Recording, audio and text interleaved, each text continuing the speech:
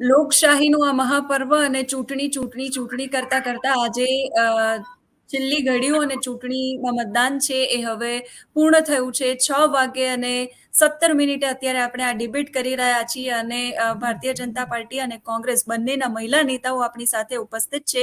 ભાજપમાંથી શ્વેતાબેન આપણી સાથે છે અને ડિબેટ માટે, અને કોંગ્રેસમાંથી રત્નાબેન આપણી સાથે જોડાયા છે.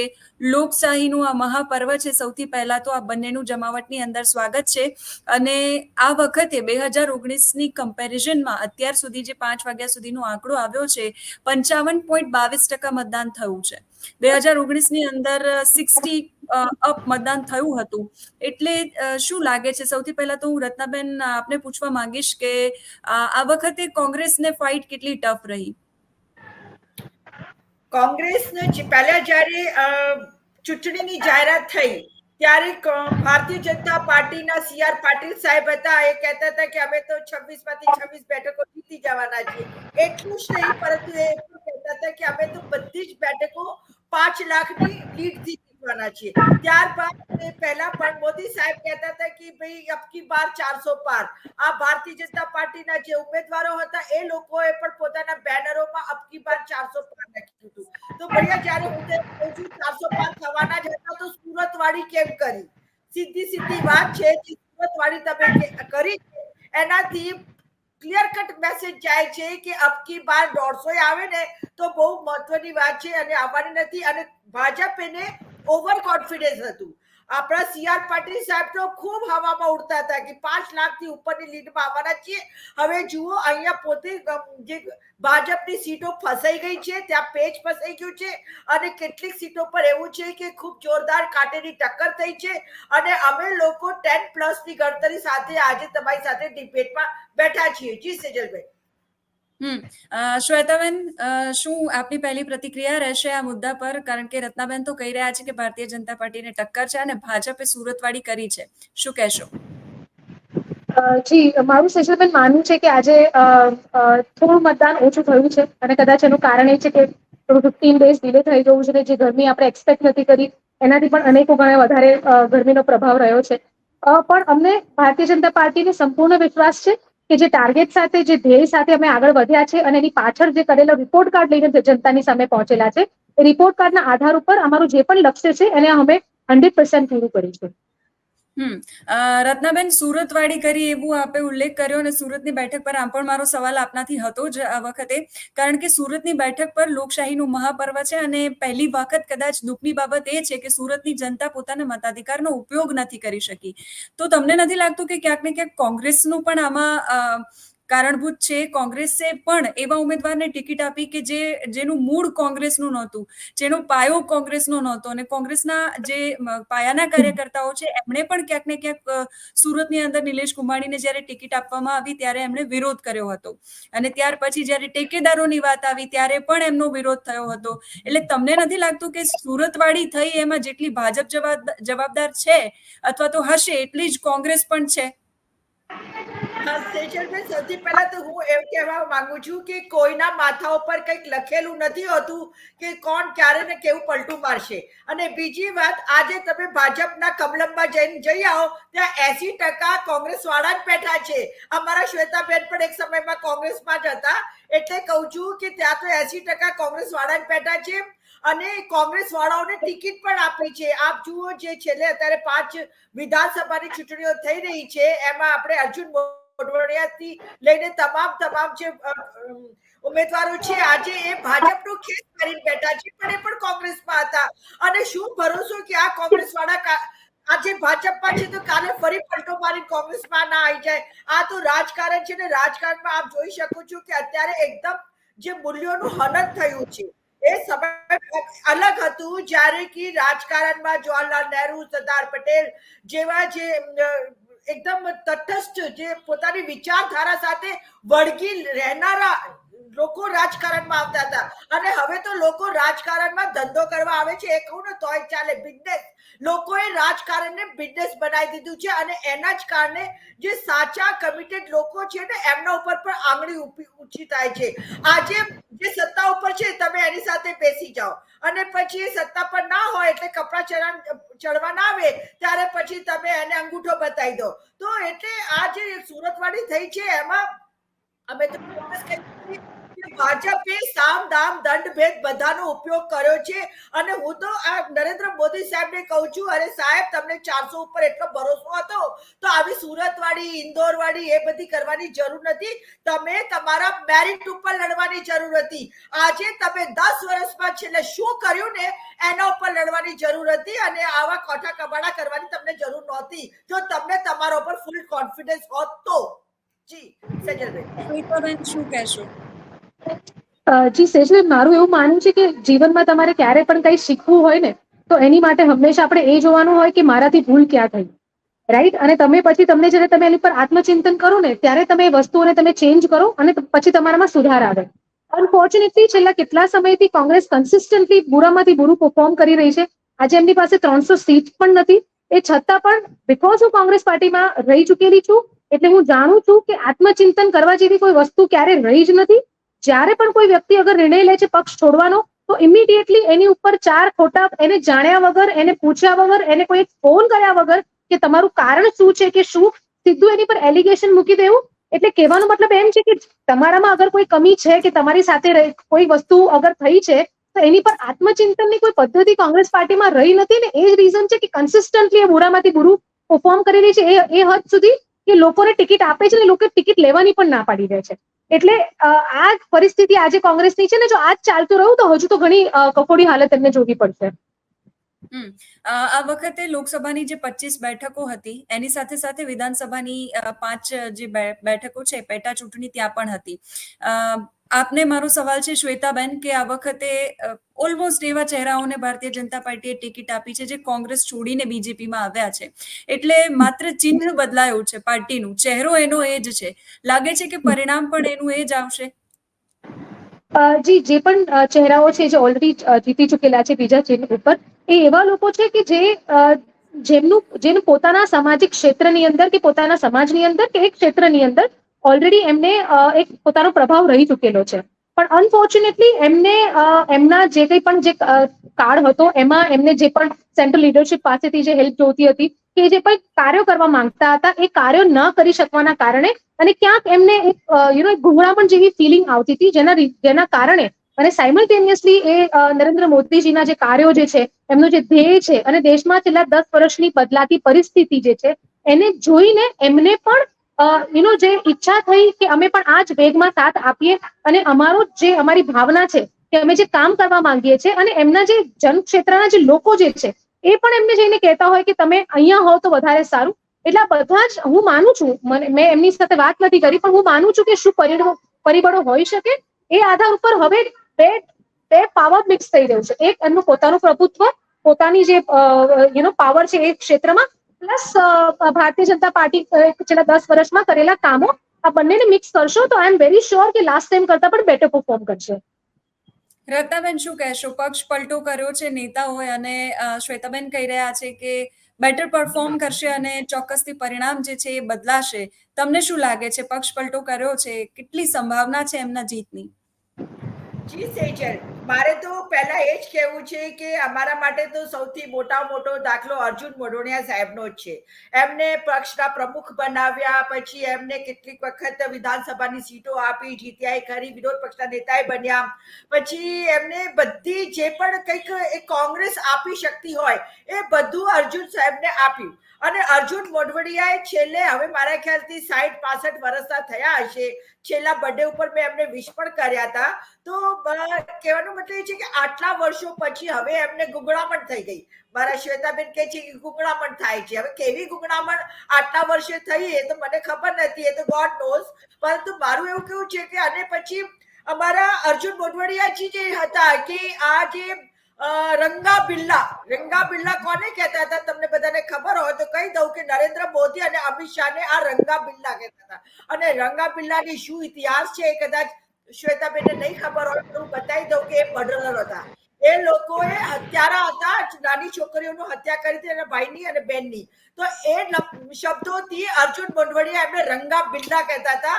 હવે કઈ પરિસ્થિતિમાં એમને કોંગ્રેસમાંથી કૂદકો મારીને ભાજપમાં જવું પડ્યું અને ભાજપની ખિસકોલી બની ગયા, એ તો એ જાણતા જ હશે. પરંતુ હું કહું છું કે જે રીતે ઈડી નો ઉપયોગ કરવામાં આવ્યું, સીબીઆઈ નો ઉપયોગ કરવામાં આવ્યું અને જે રીતે આઈટી ના નોટિસો મોકલીને લોકોને હેરાન કરવામાં આવ્યું, અને અગત્યની વાત આ તો જો પેલું કહેવાય છે ને કે તમને એક્સટોર્શન, એક જાતનું એક્સટોર્શન કરવામાં આવે છે, ખંડણી ઉઘરાવવાની વાત છે. ચોખ્ખા શબ્દોમાં કહું, ગુજરાતીના શબ્દોમાં કહું કે તમે આટલું કરો, નહીં તો તમારી સામે સીબીઆઈ આવશે, ઈડી આવશે, આઈટી આવશે.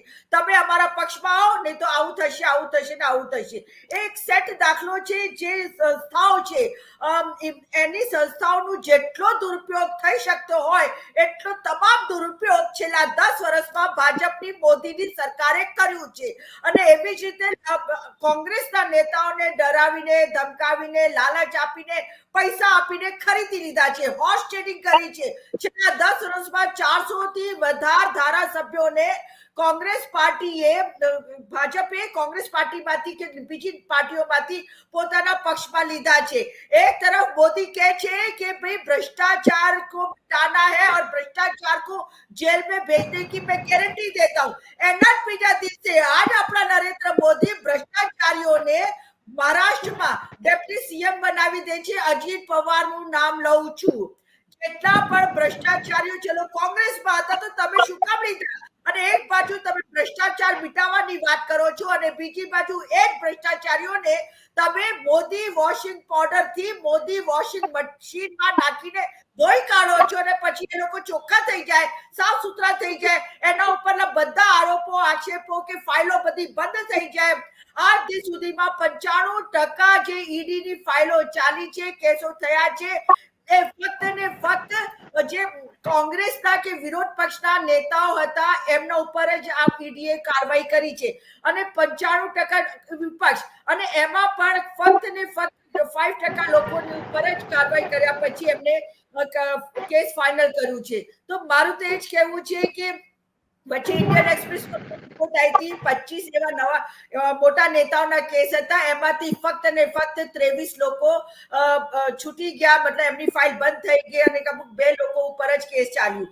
તો કહેવાનું સાફ સ્પષ્ટ છે કે જે આ મોટી મોટી સુફિયાણી વાતો કરે છે ને કે ભાઈ અમે તો બહુ અનુશાસન વાળી પાર્ટી ને અમારા માટે તો મતલબ પબ્લિકની જે પણ વિચારધારા છે એને લઈને ચાલીએ છીએ, પરંતુ મોસ્ટ કરપ્ટ પાર્ટી અગર કોઈ ને તો આ ભારતીય જનતા પાર્ટી થઈ ગઈ છે. આ ભ્રષ્ટાચારી જનતા પાર્ટી છે. અને બીજી વાત કરી દઉં, પ્રજ્વલા રેવન્નાની વાત કરી દઉં, જે કર્ણાટકામાં બહાર આવ્યું છે. શરમ આવવી જોઈએ એવા વ્યક્તિના મંચ ઉપરથી આપણા મોદી સાહેબ જઈને ભાષણ કરે છે, એના પર ટેકો આપે છે અને એને કહે છે કે તમે પ્રજ્વલ રેવન્નાને તમે જીતાવો એટલે કે તમે મારા હાથ મજબૂત કરવાના છો. અને બીજી વાત, અગર આમાંથી કોઈ પેટા પ્રશ્ન ઉભો થતો હોય, પહેલા હું તમને જવાબ આપી દઉં કે નરેન્દ્ર મોદીને ખબર હતી કે આ પ્રજ્વલ રેવન્ના કેટલો ખરાબ માણસ છે. અગર વિશ્વમાં સૌથી મોટો કોઈ સેક્સ સ્કેન્ડલ થયું હોય તો એ ભારત દેશમાં થયું છે. અને એ પણ જે ભારતીય જનતા પાર્ટીની જે એનડીએ ના ઘટક હતા એના પૌત્રને દ્વારા કરવામાં આવ્યું છે. બાપ તો જેલમાં છે જ, હવે બેટાને રાતોરાત ડિપ્લોમેટિક પાસપોર્ટ આપીને ભગાડી દેવાનું કામ આ મોદી સરકારે કર્યું છે. એટલે મારે તો સ્પષ્ટપણે કહેવું છે કે આ જે મોસ્ટ ભ્રષ્ટાચારી જનતા પાર્ટી અને બલાત્કારી જનતા પાર્ટી છે. રત્નાબેન, આપની પાસેથી મારે એ જાણવું છે કે તમે કહી રહ્યા છો કે સામ દામ દંડ ભેદની નીતિનો ઉપયોગ કરી અને ભારતીય જનતા પાર્ટી કોંગ્રેસના નેતાઓને પોતાનામાં સામેલ કરાવી રહી છે. અર્જુન મોઢવાડિયા દિગ્ગજ નેતા, સીજે ચાવડા દિગ્ગજ નેતા કોંગ્રેસના, અમરીશ ડેર રાજુલાના, એ બધા જ નેતાઓને એ અંતે એવું થાય છે શું કે કોંગ્રેસની અંદર ટકી નથી શકતા. આજે જ અમે કોંગ્રેસના પ્રવક્તાઓ સાથે પણ સવારે વાત કરી. હર્ષિલભાઈ હતા અમારી સાથે, પરાગભાઈ પંચાલ અમારી સાથે જોડાયા હતા.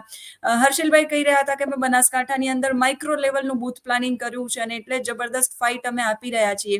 પરાગભાઈ કહી રહ્યા છે કે હું સ્વીકારું છું કે કોંગ્રેસની એ ખામી છે કે કોંગ્રેસ જે છે એ બૂથ લેવલ પર પ્લાનિંગ કરવામાં સંગઠન સ્તરે નબળી છે. તો આવું કેમ છે? કોંગ્રેસ કેમ સંગઠન સંગઠન સ્તરે કામ નથી કરી રહી અને જેના કારણે ભારતીય જનતા પાર્ટીમાં નેતાઓ તમારા જોડાઈ રહ્યા છે?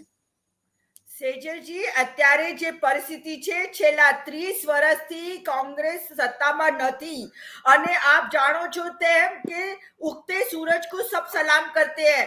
જ્યારે ભાજપનો સમય સારો ચાલી રહ્યો છે, અમે માનીએ છીએ, એટલા માટે કોંગ્રેસમાં નવા કાર્યકર્તાઓ જોડાઈ શકતા નથી ને જોડાતા નથી અને જે પણ યુથ આવે છે કે મહિલાઓ આવે છે એ પોતાનું વ્યક્તિગત સ્વાર્થ સિદ્ધ કરવા માટે ભાજપમાં જોડાય છે. એટલે નેચરલી, અને ભાજપ પાસે તો પૈસાના ઢગલાઓ છે. આ તમે સમજો છો કે આ ચૂંટણી બોન્ડના નામે, ઇલેક્ટોરલ બોન્ડના નામે 6,000 કરોડ રૂપિયા આજે ભારતીય જનતા પાર્ટીમાં જમા થયા છે અને આ તો ભલું થાય સુપ્રીમ કોર્ટનું કે ખબર પડી કે ભી આ લોકોએ કેવી રીતે ખંડણી ઉઘરાવી છે. ચંદા દો, ધંધા લો. એટલે નેચરલી સ્વાભાવિક છે, પૈસા છે એમની પાસે, અઢળક પૈસા છે. આજે તમે જુઓ છો કે હાઈટેક ઓફિસીસ એ ભારતીય જનતા પાર્ટીને દરેક શહેરમાં, જિલ્લાઓમાં અને દેશના દરેક ડિસ્ટ્રિક્ટમાં એમ લોકોની હાઈટેક 5 સ્ટારને ટક્કર મારી એવી ઓફિસો છે. એટલે સ્વાભાવિક છે કે સામાન્ય કાર્યકર્તા તો ભાજપ તરફ અટ્રેક્ટ થવાનું છે.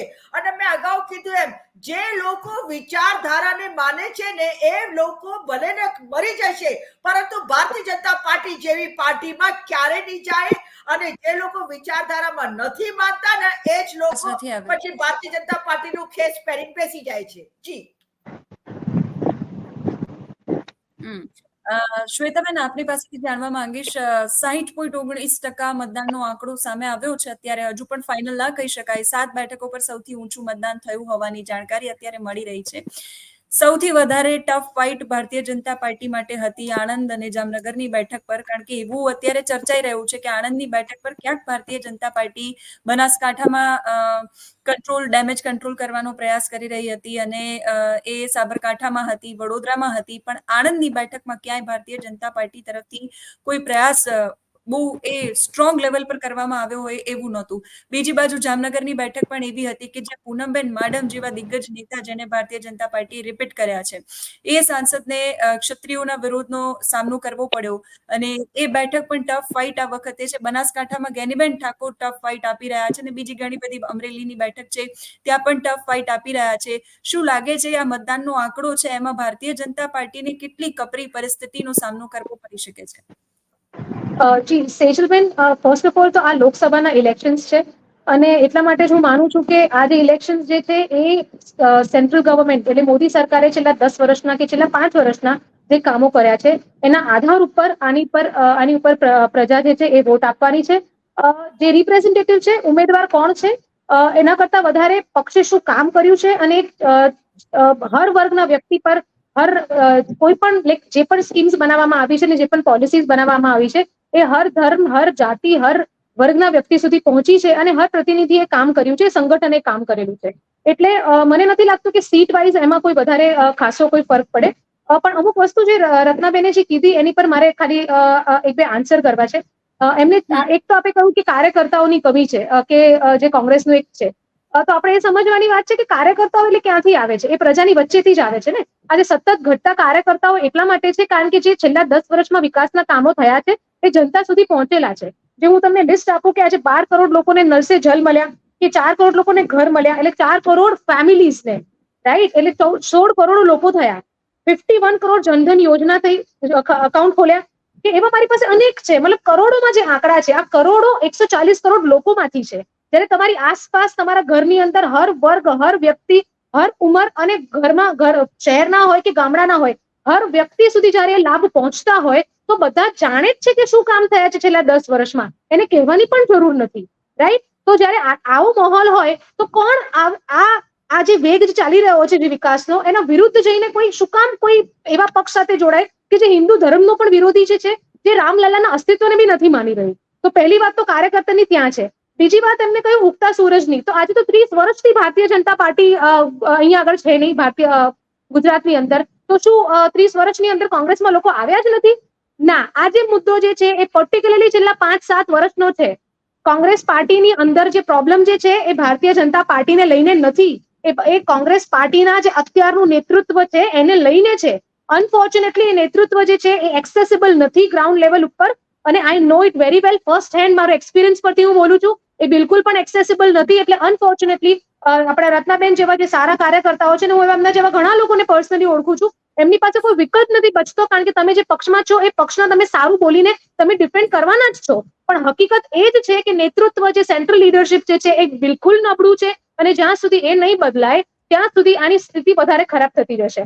વન મોર થિંગ, જ્યાં સુધી વિચારધારાની વાત છે, તો વિચારધારા જે છે ને પોલિટિક્સમાં સર્વોપરી નંબર 1 પોલિટિક્સમાં જોડવા પાછળનું કારણ એ હોય કે હું મારી યોગ્યતા, મારું ભણતર કે મારી સામાજિક લાયકાત એ મારા દેશના કામ માટે યુઝ થવું.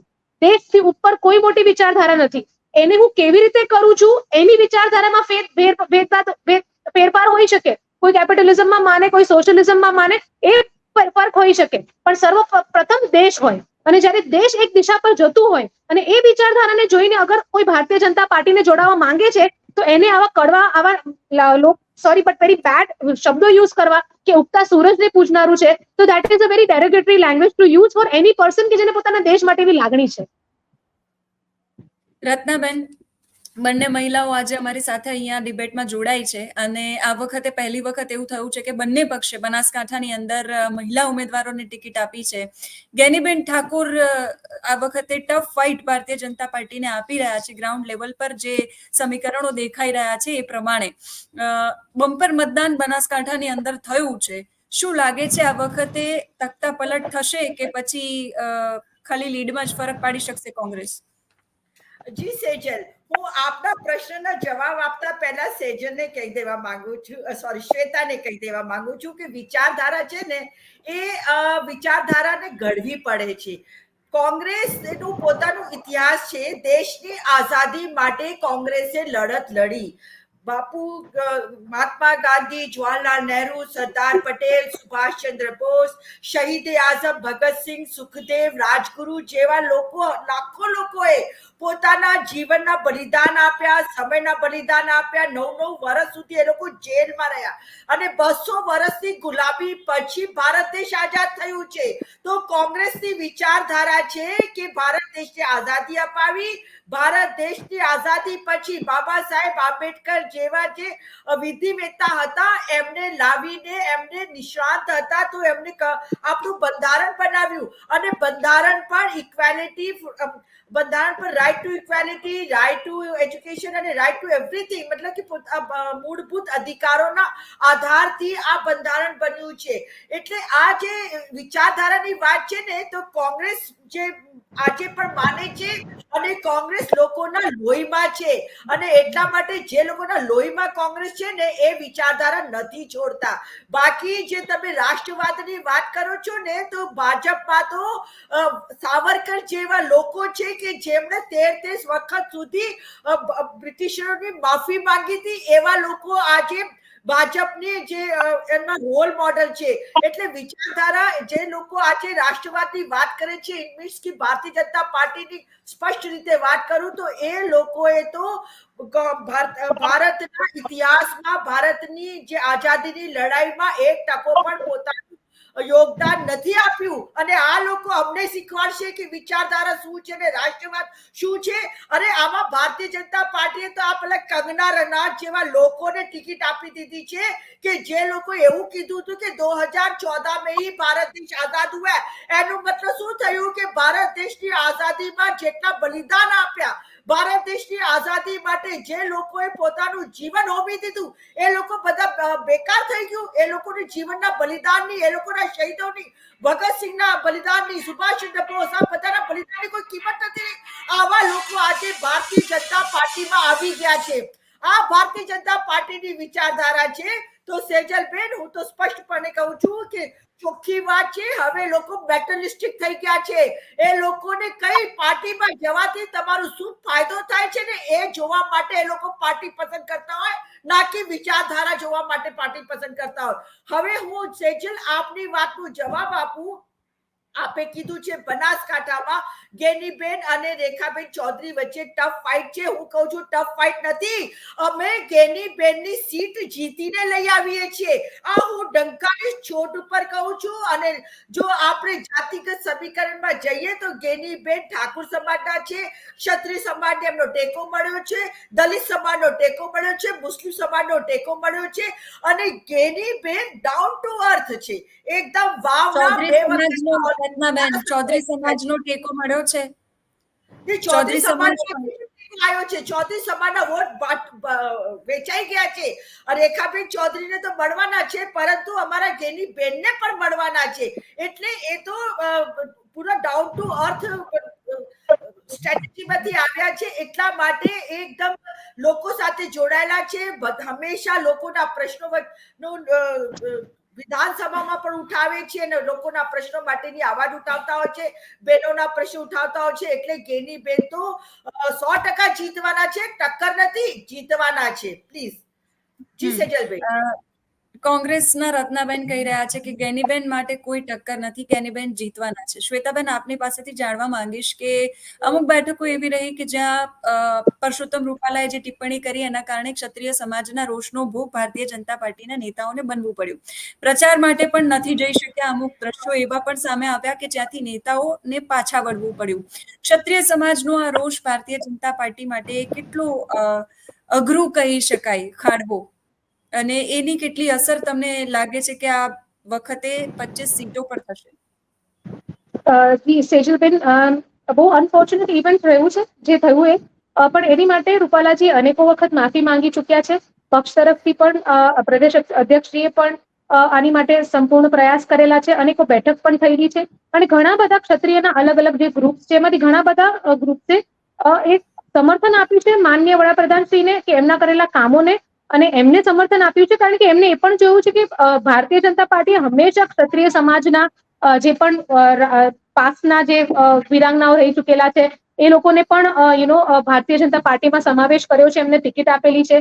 ચાહે મહારાણા પ્રતાપસિંહ નું ફેમિલી હોય કે રાજસ્થાનમાં દિયા કુમારીજી છે અને એમનું જે ફેમિલી જે છે, તો હંમેશા એમને માન આપેલું છે અને એની માટે સંપૂર્ણ પ્રયાસ કરેલા છે. હું એવું માનું છું કે ક્ષત્રિય સમાજ જે છે એ દિલ પણ એમનું એટલું જ મોટું છે અને કદાચ ક્યાંક થોડા લોકોમાં નારાજગી હશે, પણ ઘણા બધા લોકો એ વાતની ઉપર સામે નરેન્દ્ર મોદીજીના જે કામો જે છે છેલ્લા 10 વર્ષના, એને પ્રાધાન્ય આપીને ફરી એક વખત એમને જરૂરથી ચૂંટીને લાવશે. રત્નાબેન, આજથી 3 મહિના પહેલા કોઈને પૂછો કે ચૂંટણીનો માહોલ કેવો છે, તો લગભગ મોટા ભાગે બધા જ લોકો એવું કહેતા હતા કે એક તરફી છે, 26 માંથી 26 બીજેપી જીતે છે. ત્યાર પછી ભારતીય જનતા પાર્ટીએ ઉમેદવારો જાહેર કર્યા, કોંગ્રેસે ઉમેદવારો જાહેર કર્યા, અને બીજેપીનો જે આંતરિક વિખવાદ છે અમુક બેઠકો પર, વડોદરા છે, સાબરકાંઠા છે, અમરેલીમાં પણ ભરત સુતરિયાનો વિરોધ થઈ રહ્યો છે, આંતરિક રીતે વિરોધ યથાવત છે. આ બધા જ દ્રશ્યો આપણે જોયા અને ત્યાર પછી પરસોત્તમ રૂપાલાની ટિપ્પણી અને ક્ષત્રિય સમાજ નારાજ થયો અને પછી કોંગ્રેસે રાજકોટની બેઠક પર પરેશ ધાનાણીને, કારણ કે અગાઉ પરેશ ધાનાણી ના પાડી ચૂક્યા હતા કે અમારે ચૂંટણી નથી લડવી મારે, અને પછી એવું કહ્યું કે હાઈકમાન્ડનો નિર્ણય છે એટલે હું શિરોમાન્ય એને ગણું છું અને હવે હું ચૂંટણી લડવા માટે તૈયાર છું.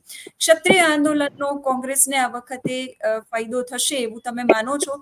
અને જો તમે હા માનો છો તો પછી મારો સવાલ આપને એ પણ છે કે કેટલો સમય સુધી કોંગ્રેસ છે એ આંદોલનોના સહારે ચૂંટણી લડતી આવશે?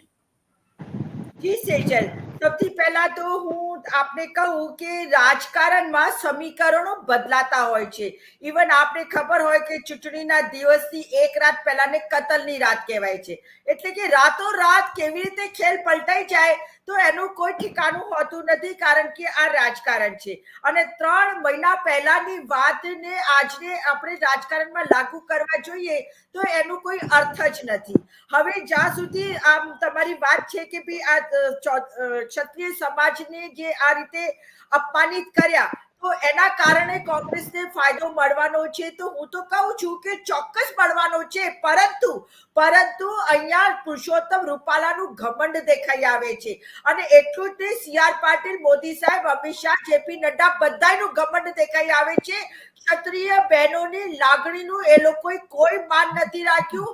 ક્ષત્રિય બહેનોએ કહ્યું કે તમે ખાલી એની ટિકિટ બદલી દો, અમારે ભાજપથી કોઈ તકલીફ નથી, મોદી સાહેબથી કોઈ તકલીફ નથી, ખાલી તમે ટિકિટ બદલી દો. છતાંય ભાજપે પુરુષોત્તમ રૂપાલાને ચાલુ રાખ્યા, કારણ કે તેઓ કડવા પટેલમાંથી આવે છે, એટલે કડવા પટેલને નારાજ નહોતા કરવા માંગતા. એક બાજુ બહેનો નારાજ થાય તો ચાલે, આ તો ભાજપનું ચરિત્ર છે. ભાજપનું ચરિત્ર છેલ્લા 10 વર્ષમાં બહુ સ્પષ્ટ રીતે સામે આવી ગયું છે. એની ચાલ ચલકત ચરિત્ર બધાએ જોઈ લીધું છે. મોદી સાહેબ ભાષણોમાં તો કહે છે કે નારી શક્તિ વંદન, નારી ગરિમા, નારી અસ્મિતા એવી વાતો કરે છે ખાલી, પરંતુ જ્યારે ઓલિમ્પિક મેડલ વિજેતાઓને ઘસડીને ઉઠાવીને તે લોકો ડિટેન કરે છે, ત્યારે એમને ઓલિમ્પિક મેડલ વિજેતા બેટીઓ નથી દેખાતી. ગુજરાતમાં બિલ્કિસ બાનુના બલાત્કારીઓ અને એની 3 વર્ષની બેટીને પટકીને જે 11 નરાધમોએ મારી નાખી હતી, એના પરિવારને કતલ કરી નાખ્યા હતા, એવા 11 નરાધમોને ભારતીય જનતા પાર્ટીની સરકારે 15મી ઓગસ્ટના રોજ ગુજરાતમાંથી એમને સજા પૂરી ના થાય એ પહેલા એમને રિહા કરી દીધા. અને એ બતાવી આવે છે કે ભારતીય જનતા પાર્ટી મહિલાઓના વિષયો પર કેટલી સેન્સિટિવ છે. મણિપુરની વાત કરું, આજ સુધી આપણા દેશના પ્રધાનમંત્રી યુરોપ જશે, જર્મની જશે, ફ્રાન્સ જશે, ગ્રીસ જશે, બધે જશે, પરંતુ મણિપુર ઉપર આજ દિન સુધી એ ગયા નથી. અને ખાલી અડધો સેકન્ડની એક વાત કરી હતી, અને એટલી લાંછન જેવી વાત છે જે મણિપુરમાં થઈ. છતાંય આજે આપ કહો છો કે મહિલાઓની સાથે ન્યાય નથી થતું, તો નથી થતું. અને ક્ષત્રિય મહિલાઓની લાગણીનું તો ધ્યાન રાખવું જ જોઈતું હતું, ધ્યાન નથી રાખ્યું. એટલા માટે કોંગ્રેસ ને આજે ફાયદો મળ્યો છે તો લેવાના છે, રાજકારણમાં છે, પરંતુ જે ભાજપના એન્ટી ઇન્કમ્બેન્સી ફેક્ટર છે, છેલ્લા 10 વર્ષમાં આપ જોઈ શકો છો કે 60 વર્ષમાં ગેસના બાટલાનો ભાવ 410 હતું, અને આ છેલ્લા 10 વર્ષમાં ગેસના બાટલાનો ભાવ 1100 ઉપર પહોંચાડી દીધો હતો. 60 વર્ષમાં પેટ્રોલનો ભાવ માંડ 60 રૂપિયા થયું હતું, અને આ 10 વર્ષમાં પેટ્રોલનો ભાવ 100 રૂપિયા ઉપર પહોંચાડી દીધો. આજે જેટલી હાલાકી સામાન્ય મધ્યમ વર્ગીય પ્રજાને ભોગવવી પડે છે ને, એ મુદ્દો છે. કોંગ્રેસમાં હું કહું છું કે ગમે એટલી તમે અમારી વાતો ટીકા કરો, પરંતુ ભાજપ દૂધની દોયલી નથી. ભાજપની હું વાત કરું, મોંઘવારી એટલી માજા મૂકી, તમે ગુજરાતમાં જુઓ 22 વખત પેપરો ફૂટી જાય છે. અને ભ્રષ્ટાચારની તો કોઈ સીમા જ નથી. તમે અમદાવાદનો હું તમને દાખલો આપી દઉં. અમદાવાદનો પુલ જે ખોખરામાં બન્યો હતો, 50 કરોડના ખર્ચે પુલ બન્યો હતો. 50 કરોડ કોઈ નાની સૂની રકમ નથી હોતી. સામાન્ય વ્યક્તિને તો 50 કરોડમાં કેટલા મીંડા આવે ને એ ખબર ના પડે. તો 50 કરોડમાં પુલ બન્યો હતો, અને એ પુલની આવતા ઓછામાં ઓછી 50 વર્ષ તો હોવી જોઈતી હતી, પરંતુ 5 વર્ષે ના થયા ને એ પુલને તોડી પાડવાની નોબત આવી ગઈ છે, ઉતારી લેવાની નોબત આવી ગઈ છે. અને આ તો એક પુલ નથી, આવા તો 13 પુલો છે ગુજરાતની લિસ્ટમાં કે ખાલી બનાવે છે. મોરબીનો દાખલો, આ 2022 ની ચૂંટણી પહેલા જ મોરબીનો દાખલો પણ તમારા બધાની સામે છે. 135 લોકોએ આ ભ્રષ્ટાચારીઓના કારણે પોતાના જીવ ગુમાવ્યા છે. સેજલબેન, એટલે મારે તો એ જ કહેવું છે કે તમે કામ તો કંઈ કર્યું નથી, ખાલી વાતો ને વાતો. કરોડો રૂપિયા છે ને તમારી પાસે, એટલે એ કરોડ રૂપિયાથી તમે જાહેરાતો કરો, તમે ન્યૂઝ પ્રિન્ટ મીડિયાને ખરીદી લો, ઇલેક્ટ્રોનિક મીડિયાને ખરીદી લો, ગોદી મીડિયા બનાવી દો, બધું કરો. પૈસા નથી, તમે આજકાલ બધું કરી શકો છો. પણ એક વાત કહી દઉં છું સાહેબ, કે જ્યારે પ્રજા પોતાનું મન બદલી લે છે ને, ત્યારે તમે ગમે એટલું ઉઠાપટક કરશો ને. એક સમય હતું લાલ મિલના જે ઓનર્સ હતા ને, માલિકોની સામે ઇન્દુલાલ યાજ્ઞિક, ઇન્દુ ચાચા તરીકે ઓળખીએ છીએ અમે, એ ઉભા હતા, એક ઝોલો લઈને ઉભા હતા. એમને લોકોએ વોટ પણ પણ આપ્યા અને એ લોકોને નોટ પણ આપ્યા. તો એવા પણ દાખલા છે ગુજરાતમાં. તમે ગમે એટલા પૈસા વેચશો ને, છતાંય જો પ્રજાનું માઇન્ડ બદલાઈ ગયું ને તો તમે કઈ નથી કરી શકવાના. એટલે મારે તો એ જ કહેવાનું છે કે કામ કરો અને કામ કરીને બતાવો. તમારા 10 સાલનો રિપોર્ટ કાર્ડ શું છે એ બતાવો લોકોને. તમે વાતો કરી એટલે મને એક મુદ્દો અહીંયા એ પણ યાદ આવ્યો કે આ વખતે ચૂંટણી છે. જી શ્વેતાબેન. જી, હું બસ અમુક થોડી બહુ ટૂંકમાં મનની વાતનો જવાબ આપી દેવા માંગુ છું કે રહી વાત મોંઘવારીની, તો 2014માં જયારે પ્રધાનમંત્રી શ્રી દેશના વડાપ્રધાન બન્યા એ વખતે દેશની જે અર્થતંત્ર હતું એ ફ્રેજાઇલ 5માં હતું. એટલે દુનિયાની સૌથી વીક ઇકોનોમીઝના પાંચ વીક ઇકોનોમીઝમાં એનું સ્થાન હતું, જે અત્યારે દુનિયાની 5મા નંબરની અર્થતંત્ર બની ચૂક્યું છે, જે 11મા નંબરથી 5મા પર આવ્યું છે. ફર્સ્ટ, મોંઘવારી એ વખતે ડબલ ડિજિટમાં મોંઘવારી હોતી હતી અને કોંગ્રેસના શાસનમાં જ ગીતો બનતા હતા બોલિવૂડમાં, હાય મહેંગાઈ મહેંગાઈ માર ડાલેગી મુજે. આ કોંગ્રેસના રાજના સમયનો ટાઈમ છે. પછી વાત કરું છું તમે પાપની. પાપ એ છે કે આજે 10 વર્ષમાં જે વિકાસના કામો કરે એની વાત કરે છે.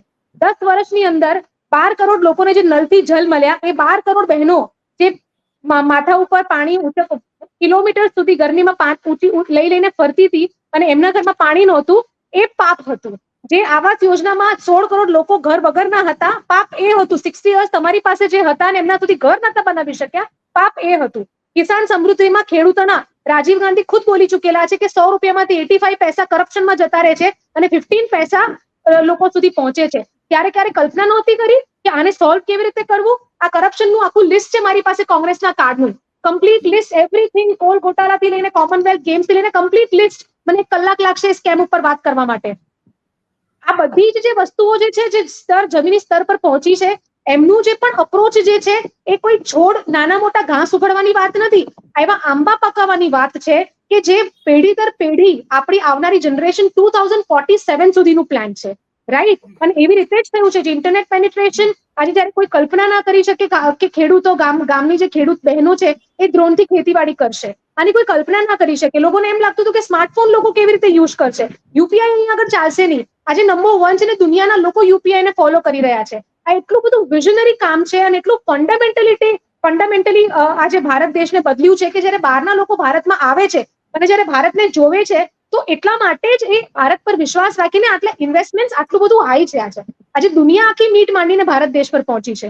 ડિફેન્સ થી લઈને તમે કોની વાત કરો, તમારી વાત કરો, મારી વાત કરો, કે આપણે શહેરમાં રહેતી મહિલાઓની વાત કરો, કોઈ સગર્ભા લેડીની વાત કરો, કોઈ સિંગલ વુમનની વાત કરો, કોઈ ભણતી લેડીની વાત કરો, ગામડાની લેડીની વાત કરો, પશુપાલનની લેડીની વાત કરો, કોઈ ભણતો વિદ્યાર્થીની વાત કરો, વૃદ્ધની વાત કરો, સિનિયર સિટીઝન્સની વાત કરો, હર વર્ગ, હર જાતિના, SC ST ની વાત કરો, OBC ની વાત કરો, બધાની માટે બધાના પ્રશ્નોને સમજીને એને અનુરૂપ ડિસિઝન્સ લેવામાં આવેલા છે, રાઈટ ઇન્ટેન્શન સાથે અને રાઈટ પોલિસી ફ્રેમવર્ક સાથે. અને આ બધું જનતાની સમક્ષ છે અને એ વાત આપને 4 જૂને સ્પષ્ટ રીતે દેખાઈ જવાની છે.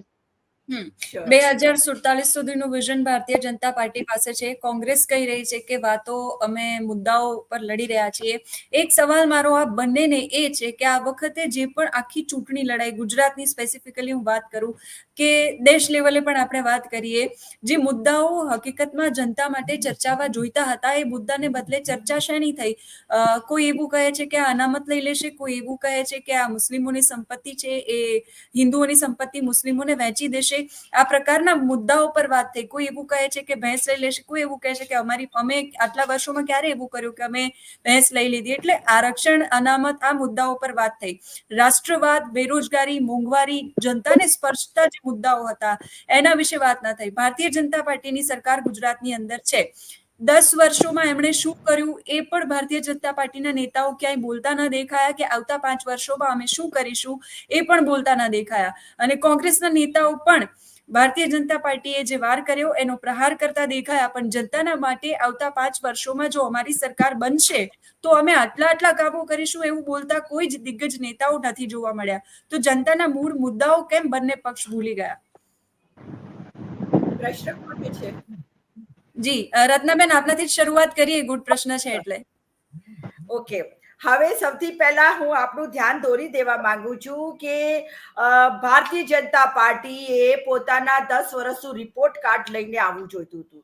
રિપોર્ટ કાર્ડ તો લાયા નથી અને 2047 ની વાત કરી રહ્યા છે. 2047 એવી વાત કરી રહ્યા છે કે જાણે એ તો અમરપટ્ટો લખાઈને આવ્યા છે. અને 2024 4 જૂને જ બધો ફેસલો થઈ જવાનો છે. ઇન્ડિયા ગઠબંધન આવી રહી છે અને પછી ભારતીય જનતા પાર્ટી જઈ રહી છે. લોકોએ એમને એક વખત મત આપ્યું કે ચલો ઓકે આપણા ગુજરાતના છે એટલે ગુજરાતમાંથી કેન્દ્રમાં મોકલ્યા. બીજી વખત મત આપ્યા કે એક વખત આપ્યું છે તો બીજી વખત મોકો આપી દો. હવે આ ત્રીજી વખત કોઈ અખતરો કરવા જેવી વાત જ નથી કે ઝેરના પાના ના હોય. અને બીજી એક વાત કહું છું એ કે ચા ને એકવાર ઉકાળી પીએ ને તો ચાલે, ચા ને બીજી વાર ઉકાળીને પીએ ને તોય ચાલે, પણ ચા ને છે ત્રીજી વાર ના ઉકાળાય, એ ઝેર બની જાય. બધાને કહું છું જરા સમજી લેજો. એટલે હવે લોકો ત્રીજી વખત ભારતીય જનતા પાર્ટીના કોઈ સંજોગોમાં લાવવા માંગતા જ નથી. અને પોતે મોદી સરકારે પોતાનો રિપોર્ટ કાર્ડ લઈને આવવું જોઈતું હતું કે છેલ્લા 10 વર્ષમાં શું કર્યું. જ્યારે આવ્યા હતા 2014માં, ચલો પબ્લિકે 2014માં અમને નથી ગમાડી, તમને ગમાડી, તો તમને કયા મુદ્દા પર લાયા હતા કે અબ કી બાર ભાજપ સરકાર, बहुत हुई महंगाई की बात, अब की बार भाजप सरकार. તો તમે કયા મહેંગાઈના ડામવાના કામ કર્યા છે, કોઈ આયોજન કર્યું છે કે પ્રયોજન કર્યું છે? એવું કઈ થયું નથી. ઉપરથી જે મહેંગાઈ છેલ્લા 60 વર્ષમાં કોઈએ નથી જોઈ, પૈસાનો જે ડિટોરિએશન જોયું છે એ કોઈએ નથી જોયું. એ આ ફેરા ભારતીય જનતા પાર્ટીની સરકારમાં જોયું છે. જ્યારે 2014માં દેશ ઉપર 55 લાખ કરોડનું દેવું હતું, આ 10 જ વર્ષમાં 203 લાખ કરોડનું દેવું કરી દીધું. તો આ દેવું ગયું ક્યાં? પૈસા લીધા ખર્ચ્યા ક્યાં જતા રહ્યા એ કોઈને ખબર નથી.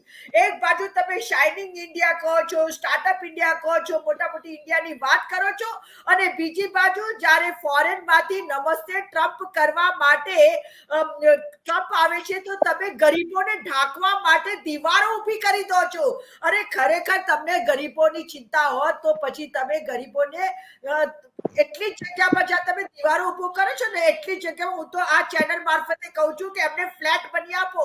તમે કહો છો ને કે અમે આટલા કરોડ લોકોને ફ્લેટો આપ્યા છે, તો પછી આવા લોકોને તમને ઢાંકવાની ક્યાં જરૂર પડી છે? અગર ફ્લેટો બન્યા તૈયાર હોય તો તમે આપી દો ને, પણ અંદર પણ ભ્રષ્ટાચાર છે. આ 10 વર્ષ જૂના ફ્લેટો જો તમે જઈ આવો, ભ્રષ્ટાચારનો નમૂનો હું તમને બતાવું. એ ભ્રષ્ટાચારનો નમૂનો એટલો બધો છે કે ફ્લેટમાં પોપડા ઉખડી રહ્યા છે, ભીમો દેખાય છે અને પિલરો તૂટી ગયા છે ને ભયજનક બની ગયા છે. આવા તો આ લોકોએ આવાસ યોજનાના, ગરીબ આવાસ યોજના ફ્લેટો બનાવ્યા છે.